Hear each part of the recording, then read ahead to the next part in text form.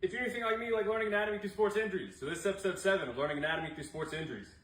Clint Malarchuk, March 22nd, 1989. Buffalo Sabres versus St. Louis Blues. Clint is the goalie here. I don't show anything crazy. However, this is an awful injury. Pass in, these two get caught up, and it's a high skate from the opponent. Let's check out another angle. Clint is obviously down, grabbing at his neck. Pass in, they get caught up, high skate by the opponent. Clint is down. So what happened here? Very dangerous injury for Clint. A skate caught his neck, the left side of his neck. So why is this important? We have something called a carotid triangle, and the name kind of gives it away. The carotid artery runs through there, so does the jugular vein. So the carotid artery was actually severed here, and the jugular vein was partially severed. But what saved him in this case is the internal carotid artery was spared. So you see how this carotid artery goes through these muscles. The sternocleidomastoid is the one that you can grab on your neck. And then you have the omohyoid and the digastric. That's what makes that triangle. The internal carotid artery is one artery, and then it splits into two. The external carotid artery was the one that was severed, which is why he was bleeding so much on the ice. So why is this important? You have something called the circle of Willis.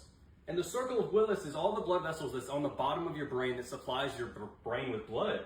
And so the internal carotid artery is the one that creates the circle of Willis. It's really the main artery here, and it was spared. So Clint got really lucky that it was not cut, or he would have lost blood flow to his brain. So what happened?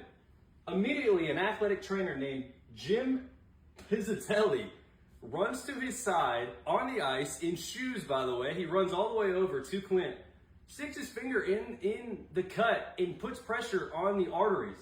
So Jim happened to be a U.S. combat medic that served in Vietnam.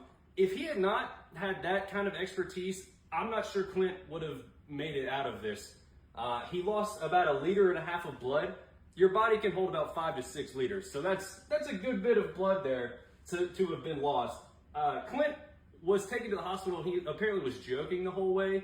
He wanted to go back into the game after, he got stitched up and fixed here. Obviously that was not possible, but he did require 300 stitches and returned to sport in 11 days. He almost bled out on the ice, and he returned to play 11 days later.